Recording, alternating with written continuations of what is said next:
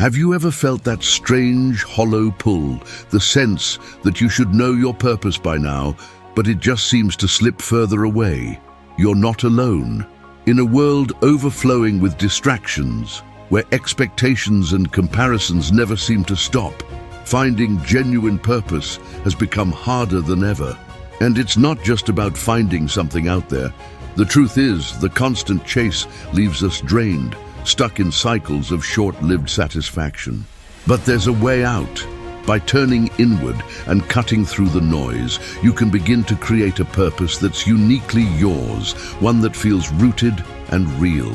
Let's dive into how you can uncover it. Growing up, we're often guided to base our purpose on what looks impressive to others. Doctor, lawyer, engineer, you name it. Now, don't get me wrong, there's nothing inherently bad about these professions. But think about it. How often are these choices shaped by wanting to please someone else, maybe our parents? This narrative, this drive to choose external validation over internal fulfillment, is worth questioning. When we root our motivations in things outside ourselves, we're more likely to feel let down. And that's because we're forever waiting for something external to bring satisfaction. But flip the narrative to focus on inner values, how we react to life's moments, how we adapt, how we experience things, and suddenly we're in control. We're the ones generating those hits of dopamine and serotonin, whenever, wherever. If you're finding value in this content, make sure to hit that subscribe button and give us a like. It really helps us reach more people. And if you're able, consider becoming a member to support the channel and help us keep bringing you more of this content. Thanks for being here with us. Now let's get real for a sec. Expectations, when set too high or based on fleeting desires, are often setups for disappointment. Why? Because of something called reward prediction error. It's when the reality of getting what we want doesn't quite match the fantasy we've built up. Ever felt a little hollow after getting that thing you thought would make you happy? This effect is especially common when we link our identity to things outside ourselves, like wealth or success. Take the stock market crash of '29, or anyone whose self-worth is tied to their possessions. They likely felt more than financial loss. They faced an identity crisis. Money, possessions, status, they're not inherently bad, right? Money, for instance, when earned honestly and used positively, can reduce stress in life. Let's not kid ourselves here, but the danger lies in letting these things define us. When we do, it's easy to slip into what I like to call cheap dopamine stacking. This is where people with plenty of resources might start filling a void with shallow pleasures, casual sex, porn, even impulsive eating.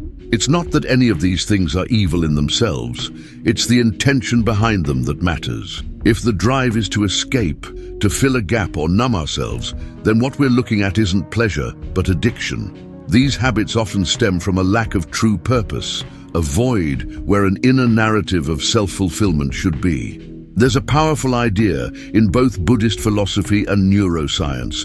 The reality within us reflects the reality outside of us. We're born with the ability to generate those feel-good chemicals on our own. But modern life makes it easy to forget this, to think we need something out there to complete us. So, what we're exploring here is how to shift from an extrinsic motivation, those conditioned, outside-driven goals society or companies profit from, to something intrinsic, something that comes from within, that we actually control. Here's where it gets interesting. When you focus on what you can control, you start to sense your power of manifestation. It's like stepping into parallel universes, each shaped by your focus and intention. After studying this stuff, having a medical background, engineering knowledge, and reading tons of research, I'm convinced we might actually be moving through multiple versions of ourselves. Every choice, every feeling, opens up a different path. Ever noticed how uplifting emotions, compassion, joy, gratitude, make life flow more easily? It's like they shift you into a reality where things just click. On the flip side, getting stuck in lower emotions, fear, anger, pride, seems to keep us bound to the material world. Sure, pride or desire might drive someone to succeed materially, but does that success really fulfill them? Often the closer they get, the more they realize it's all an illusion. Nothing we chase here is permanent. We're not taking anything with us in the end. And those material desires, they're survival programs, ancient echoes that helped our ancestors thrive, but don't necessarily serve us today. These days, they're just high dopamine traps in a world that constantly tells us we need more. More stuff, more pleasure, more validation. So, here's the thing about FOMO, fear of missing out. It's this persistent feeling that if we don't jump on every opportunity, we're somehow missing life itself. It's this fear of not living fully, of not taking advantage of every moment. And, yeah, I get questions about how I did it, what steps to take. And honestly, the biggest secret is actually about letting go, about unlearning the programming we all pick up. When I started med school several years ago, I'd already graduated as a civil engineer, lived in the US, and worked a steady job, but I hit a wall. I wasn't fulfilled, even though I was self-sustaining. I ended up moving back in with my parents, which, yeah, I know, being in your 20s and living with your parents can feel like failure. Society definitely views it that way. I stayed until I was 30, learning how to peel back layers of expectation and truly understand what was driving my choices. Living at home gave me space to untangle my own story, process my experiences, and let go of that instinct to perform for others. Buddhist philosophy would probably call this a return to the self, taking time to see our attachments and insecurities without judgment. Neuroscience, too, would suggest that the brain thrives when we give it time to unlearn old patterns before diving into new ones. Sometimes moving forward actually means pausing and resetting. In our culture, there's a big push to be self-reliant. Leave your parents' house, make it on your own, prove something. But this advice isn't one size fits all. Sure, if you're dealing with toxic family dynamics, getting out makes sense. But if there's support, if there's space to grow, why rush into hardship just for the image of independence? My parents and I were not perfect, but I learned so much by staying close to them and letting go of pride. And here's a kicker. Purpose comes from the Latin proponere, meaning to place before. In other words, what are you placing first in your life? Every choice we make reflects these priorities. When people watch my short clips, they sometimes see an idealized version of me. It's funny, but also misleading. Short videos are great for reaching a wide audience, but they're only a slice of who I am. They can't capture the whole picture, and sometimes that creates misunderstandings. I'm still learning, still evolving, and yes, I have my shadows. Integrating these shadows, our hidden sides, is crucial. If I were to tell you right now, I know my purpose, then, well, I'd probably be kidding myself. Purpose isn't something you find. It's not a treasure hunt. It's more like co-creation, like crafting music. You make it, shape it, and let it reveal itself over time. And like any good melody, life isn't about rushing to the end. Take it from Robert Sapolsky, a neuroendocrinologist I really admire. Dopamine isn't about the end goal. It's about the joy in the journey. We're wired to feel pleasure in the process itself, in that flow state, the kind that lets us detach and dive deep into what we love. Flow doesn't come from what's easy, but from the right mix of challenge and skill. That's why it's often called the zone. You're absorbed, serving as a pure channel, fully immersed. So instead of stressing over getting somewhere or making our identity depend on some external title, it's about tuning into this flow. Just the other day, someone asked me for financial tips, like I might have some shortcut to wealth. Here's the thing though, if you're chasing something, trying too hard to detach, it's a paradox.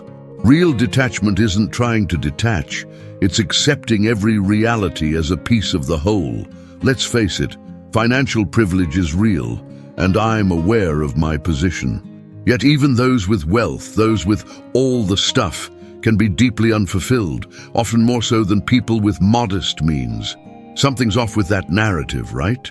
Yes, money does ease stress. It's a fact. I've been there too in times of financial dependence, doing things I didn't want to do just to get by. But having more doesn't necessarily mean you'll be happier. After a point, more can actually fuel discontent. Often the constant chase for money, especially when it's driven by comparison or pride, pulls us further from peace.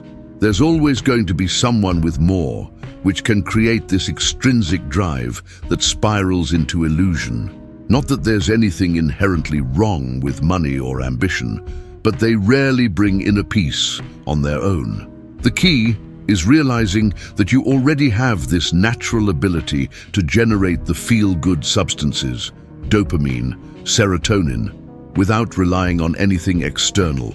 Exercise, for instance, releases powerful endorphins, our body's own opioids, and stimulates dopamine and serotonin naturally. In fact, these endogenous opioids, created by the body, are even stronger than anything you'd find outside yourself. You know, we often forget just how powerful we are.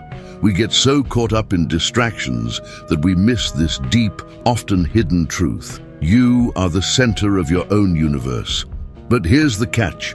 We're all dealing with layers of old programming, negative habits, and let's face it, even some pretty toxic, demonic-like narratives. They're there for us to notice, to work through, and ultimately to learn from. You and the universe, yeah, you're the same thing. Everything is interconnected, and it's all within you. For a long time, I was looking everywhere for my purpose. Now, at 30, I get it. Purpose isn't something you go out and find. You create it step by step from the inside out. Think about it. No one knows you better than you. Back in my teen years, I was all over the place with my interests. I used to play Ragnarok, an online RPG, where I'd build up characters. I'd get super into the night class, grinding for months, only to see a hunter or healer and think, wait, that's even cooler. I want to be that now. It's funny, but isn't that a perfect reflection of life today? We see someone online and think, I'll do that too, only to shift gears again and again. The truth is, we can't build our purpose by copying someone else's path. You have to turn inward, even though that can feel a little uncomfortable. But knowing that all the answers are inside of you, that's empowering. And while it sounds like a cliché, it's real. The thing is, these answers aren't clear-cut instructions. They're subtle. It's like you're following a feeling, a whisper, and that's enough to lead you where you're meant to go. So how do you even start to tune into this? One key is boredom.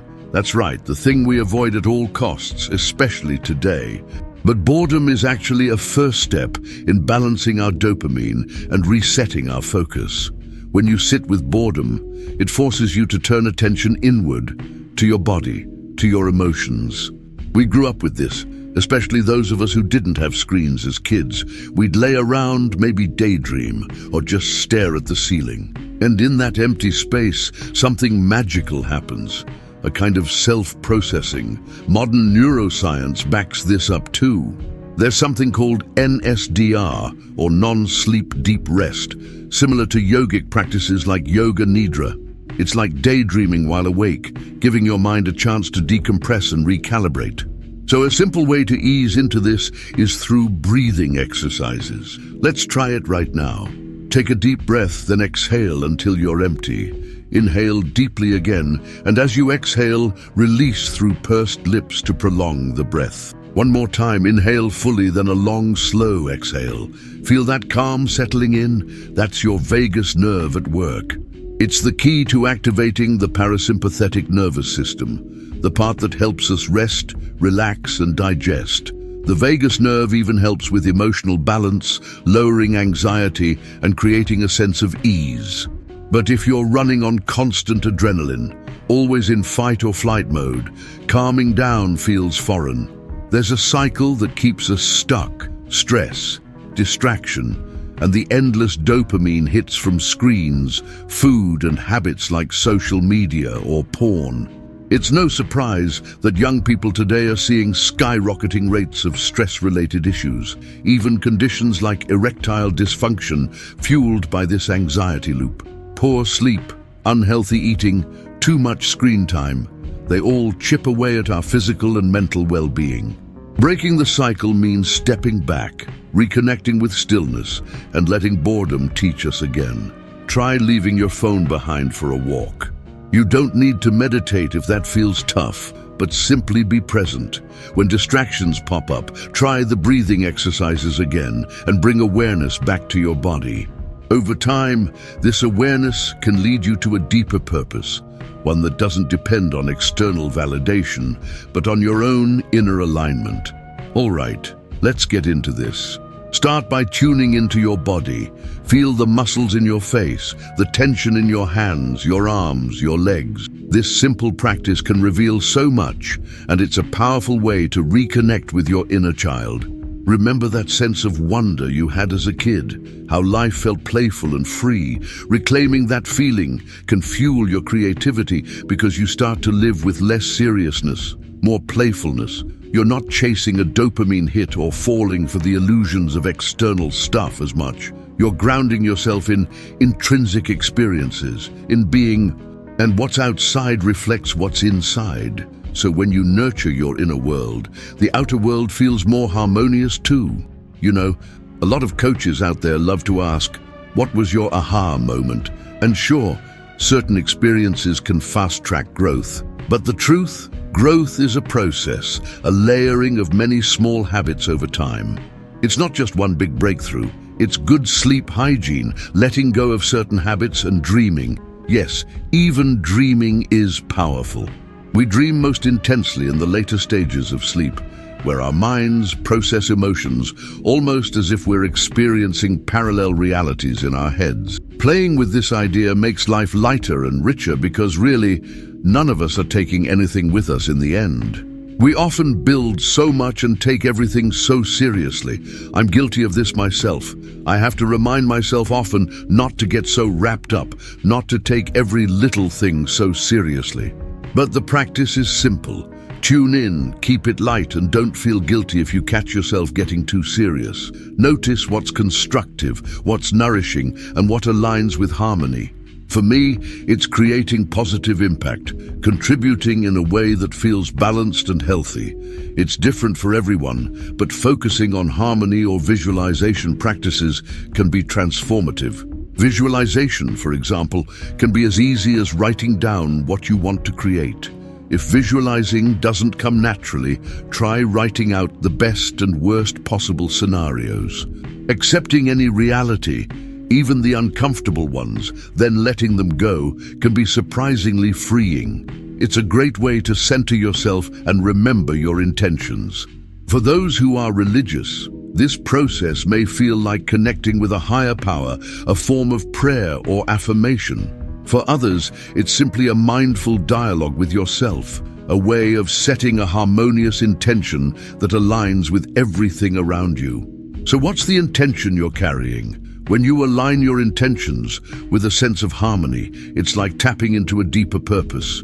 I believe one of our greatest purposes here is to release old generational traumas, the burdens our parents carried from their parents, and to bring healing and harmony into our own lives. By healing ourselves, we're actually creating more peace for the whole. And here's the best part. You have the power to feel good anytime, anywhere. It's funny, isn't it? We're always searching, chasing that next thing, the relationship, the ideal experience, that perfect life. I used to think if I can just have that, then I'll be happy. And in my teenage years, like many, I got caught up in things like porn, which only fueled this endless craving for something idealized, but never real.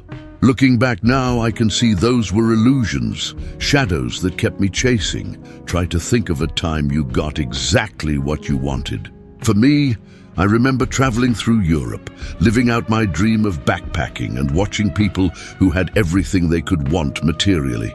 But many of them, they looked tired, bored, like they'd forgotten how amazing life could be.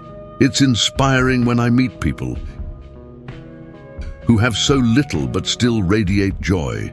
Those are the moments that remind me of what's real. Knowing my message has meaning for someone facing challenges I can only imagine, it's deeply humbling. It's moments like these that remind me of my purpose, slowly revealing itself. Purpose isn't a single thing. It's about showing up, connecting with people, writing, creating. Writing in particular feels like magic. It's a tool for harmonizing with myself, a way to bring light to the world.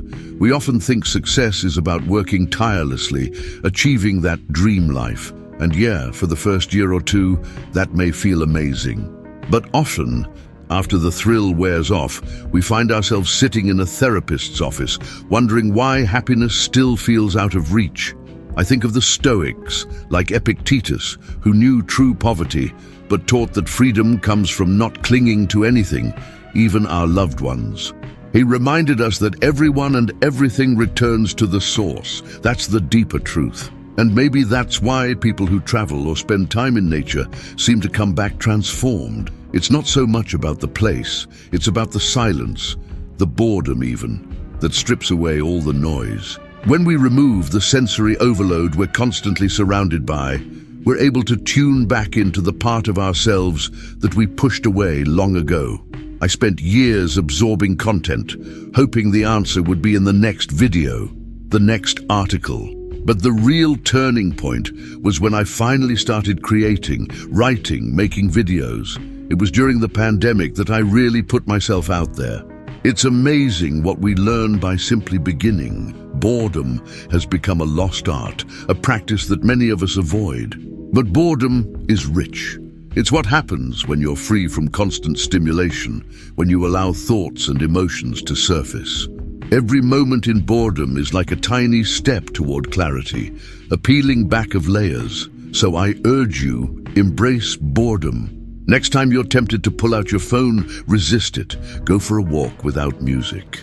Take a shower in silence. Drive in stillness. It may feel uncomfortable, even cliché, but boredom creates a space for our real emotions to rise. It's in that quiet that you discover the answers were always within you. You're the only one who's lived your life, felt your experiences. It's all there inside, waiting. Thanks so much for sticking with me all the way through. I hope this video has given you a new perspective on purpose and how powerful it can be to reconnect with yourself, even through the simplest practices. Remember, it's all about creating something real and meaningful within yourself, free from all the noise. If this resonated with you, please consider subscribing, hitting that like button, and sharing this video with someone who might need it.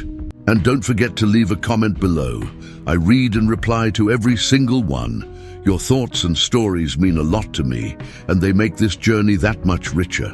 Thanks again, and until next time, more focus, less anxiety.